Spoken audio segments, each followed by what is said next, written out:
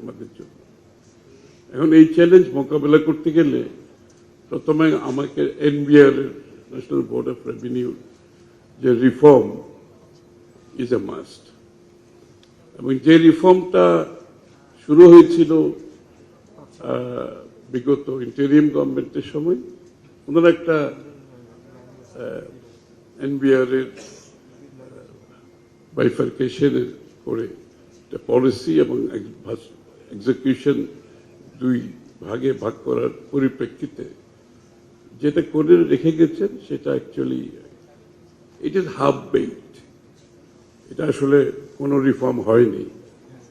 এখন half baked is এটা কিন্তু কিছু না থাকলে আমাদের জন্য সুবিধা, but if you are left with half baked তখন কিন্তু আপনার জন্য প্রবলেম। এটা প্রথমে এটাকে আমার আনডু করতে হবে, তারপর আবার রিফর্ম করতে হবে। So this is what it is right now. This is where we stand. It's a half-baked একটা রিফর্ম, যেটা এদিকেও হয়নি ওদিকেও হয় নাই। ওটাকে আমরা বিল হিসাবে আমরা সংসদে স্টপ করেছি, একটা কমিটি করেছি, এটার উপর ফার্দার ইমপ্রুভমেন্ট করে আমরা যত তাড়াতাড়ি সম্ভব বাইফার্কেশন ইজ এ মাস্ট। এখন বাইফার্কেশন করে আপনি ট্যাক্স পলিসিটা যেখান থেকে আসবে, যারা করবে এই লোকগুলা কে হবে, এটা হচ্ছে বড় চিন্তা। এখন এটা যদি সব ব্যুরোক্রেটরা বসে ওই উপরের লেভেলে পলিসি লেভেলে বসে আবার ট্যাক্সের পলিসি করে, তাহলে আমাদের এই রিফর্ম করার কোনো অর্থ হয় না। সুতরাং আমাদের ইমপ্রুভমেন্ট আমরা ওই জায়গাতে আনবো ইনশাআল্লাহ, যে পলিসি লেভেলে যারা ট্যাক্সের পলিসিটা করবে, they must know the DNA of Bangladesh. বাংলাদেশের প্রত্যেকটি সেক্টরের মানুষের চাহিদা কি, খিদে কি, সমস্যা কি, ব্যবসায়ী থেকে শুরু করে একেবারে প্রত্যেকটা সমাজের আপনাকে তাদেরকে আন্ডারস্ট্যান্ডিং থাকতে হবে। একদিকে যেরকম জিডিপি বাড়াতে হবে, অন্যদিকে জিডিপি বাড়ানোর জন্য মানে কোন এরিয়া থেকে আমরা জিডিপি বাড়াবো, এটার আন্ডারস্ট্যান্ডিং ক্লিয়ার থাকতে হবে। আমাকে একদিকে সামাজিক যে আমাদের জনগণকে যেটা সামাজিক প্রকল্পের মাধ্যমে তাদের জীবন মান উন্নয়নের, একদিকে আমাকে একেবারে এই ব্যাপারে কোনো কম্প্রোমাইজ করার কোনো সুযোগ নাই। অন্যদিকে গ্রোথের জন্য যে কোন কোন এরিয়া থেকে আমরা গ্রোথটা আনবো ট্যাক্স জিডিপি বাড়ানোর জন্য, তাদেরকে আমাদের ট্যাক্স পলিসিতে নিয়ে আসবো। এই বিষয়গুলো যাদের পরিষ্কার আইডিয়া নাই, তারা আসলে ট্যাক্স পলিসিতে খুব সফলভাবে কিছু করতে পারবে। তারা ব্যবসার পেইন বুঝতে হবে, ইন্ডাস্ট্রির পেইন বুঝতে হবে, সাধারণ মানুষের পেইন বুঝতে হবে। খালি আমার ট্যাক্সের দরকার, সুতরাং এইখান থেকে এত পার্সেন্ট, ওখান থেকে এত পার্সেন্ট, এই যে একটা মন মানসিকতা হয়ে গেছে ট্যাক্সেশন, যে ট্যাক্স এত শর্ট পড়ছে, তাহলে কোথায়, তাহলে ওখান থেকে এত পার্সেন্ট, এখান থেকে এত পার্সেন্ট, জাস্ট হিসাব মিলানোর ব্যাপার। হিসাব মিলানোর ব্যাপারে ট্যাক্সেশনের মাধ্যমে আপনি রিয়েলি কোনো পরিবর্তন আনতে পারবেন না, আমরা পারবো না। সো এই যে ট্যাক্স যারা পলিসি নির্ধারণ করবে, এরা কারা হবে, এটা অত্যন্ত গুরুত্বপূর্ণ। সুতরাং ওইখানে আমরা একটা গুণগত পরিবর্তন আনতে চাই। এই জন্য ওই পলিসি এবং ওরা যে রিকমেন্ডেশনটা দেবে, it will come straight to the finance ministry. In between কারো কাছে যাওয়ার প্রয়োজন গেলেই প্রবলেম। আমরা ব্যুরোক্রেটিক ট্যাঙ্গেলের মধ্যে ট্যাক্স পলিসিকে রাখতে চাচ্ছি না, বিকজ আপনাকে জানতে হবে কোথায় কি কি কি অবস্থায় আছে। এই বিষয়টা আমরা একটু পরিষ্কার করে, আমি বলছি, অনেকটা শেয়ার করছি আপনাদের সাথে, বিষয়টা জানা দরকার। এখানে আমরা ট্রান্সপারেন্সির কথা বলি, কিন্তু আমরা কথা অর্ধেক বলি, অর্ধেক বলি না। আমি এই জন্য কথাগুলো আপনাদের সাথে শেয়ার করতে চাই। Total transparent in our policy matters, আমরা এদিকে যাচ্ছি।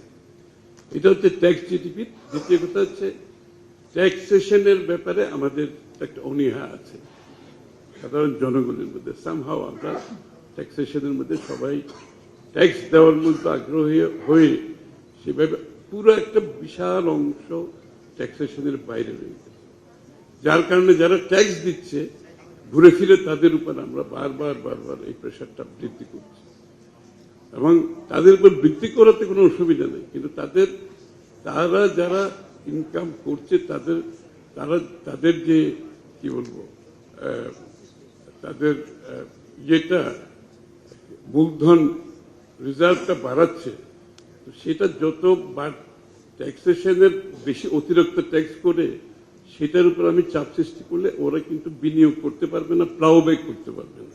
এই একটা জিনিস আমরা বারবার দেখতে পাচ্ছি। সুতরাং এই জায়গাতে আমাদের ট্যাক্স পলিসিতে একটা পরিবর্তন আসবে। আর ট্যাক্স পলিসিতে কিছু ইস্যু, যে আমরা ডেমোগ্রাফিক ডিভিডেন্ডের কথা বলে থাকি সবসময়, যে ডেমোগ্রাফিক ডিভিডেন্ড আনতে হলে আমাকে যে জায়গাগুলোতে ইনভেস্টমেন্ট করতে হবে, আমরা সেই জায়গায় কিন্তু প্রয়োজনীয় ইনভেস্টমেন্ট করিনি। একটা হচ্ছে হেলথ, একটা হচ্ছে এডুকেশন। এই দু জায়গায় ইনভেস্টমেন্ট ছাড়া আপনি ডেমোগ্রাফিক ডিভিডেন্ড পাওয়ার কোনো সুযোগ নেই। সুতরাং দিস টাইম আমাদের এই দুই জায়গায় আমাদের ইনভেস্টমেন্ট বাড়বে।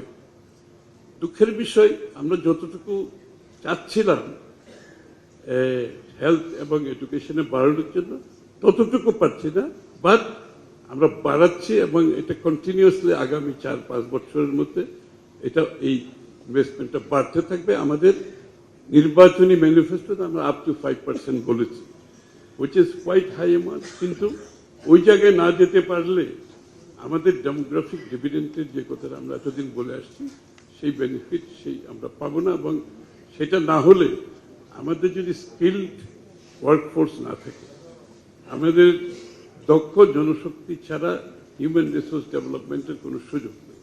এই জায়গাতে আমাদের ইনভেস্টমেন্ট বেশি, এবং এই জন্য আমরা বেশি করে স্কিল ডেভেলপমেন্টের জন্য, স্কিলিং, রিস্কিলিং, আপস্কিলিং এর জন্য আমাদের একটা বড় ইনভেস্টমেন্ট হবে, এবং এটা কান্ট্রি ওয়াইড পুরো দেশের মধ্যে, যাতে করে স্কিলড ওয়ার্কফোর্সের দেশের ইন্ডাস্ট্রিকে, দেশের শিল্পকে, দেশের কর্মকাণ্ডকে একদিকে উন্নয়ন করতে সুযোগ হবে, প্রবৃদ্ধি বাড়াতে সুযোগ হবে, বাইরে গেলেও এই লোকগুলো যাতে আমাদের রেমিটেন্সে এখন যে রেমিটেন্স আসছে, ইট ইজ বেসিক্যালি আমাদের লোকগুলো একেবারে নিম্নমানের কাজগুলো করছে, কিন্তু আমাদের লোকগুলো, এবং অনেকগুলো দেশ থেকে, এমনকি নেপালের মতো দেশ থেকেও তাদের per capita remittance is much higher than us, because তারা ওইখানে হিউম্যান ডেভেলপমেন্ট করতে সক্ষম হয়েছে।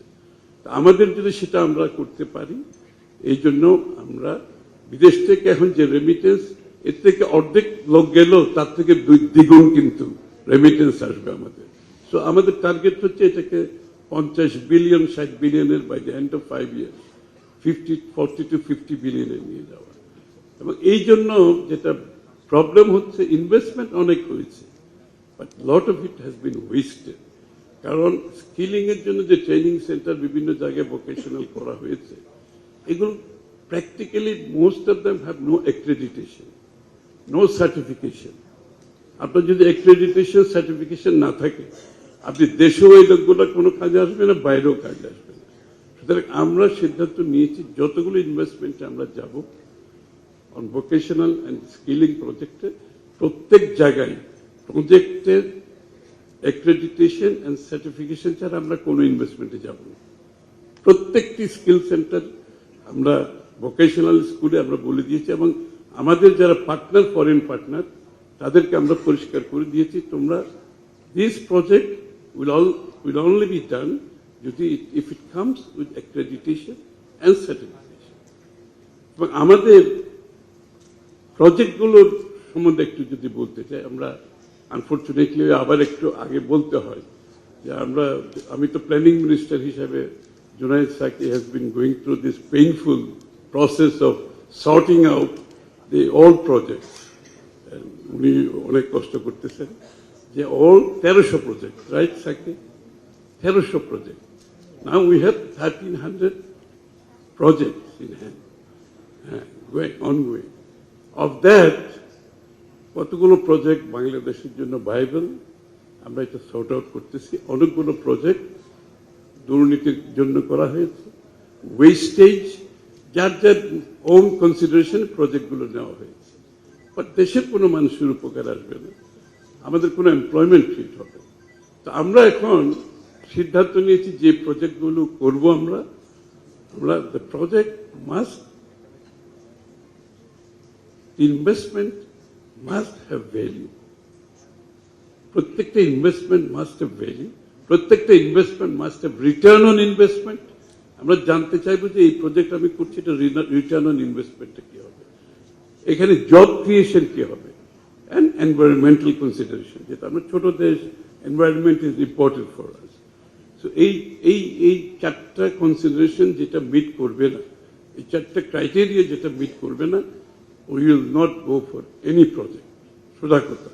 অ্যান্ড আমরা আমাদের পার্টনারদের, ডেভেলপমেন্ট পার্টনারদেরকে পরিষ্কারভাবে বলেছি, any project has to meet this 4 criteria: the value for money, return on investment, job creation, environmental consideration has to be there.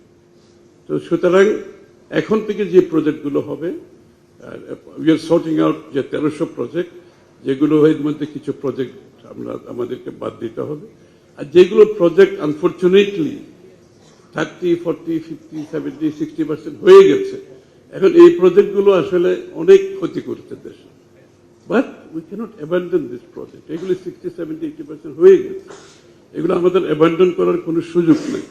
So unfortunately ওই প্রজেক্টগুলি আমাদেরকে ওন করতে হচ্ছে।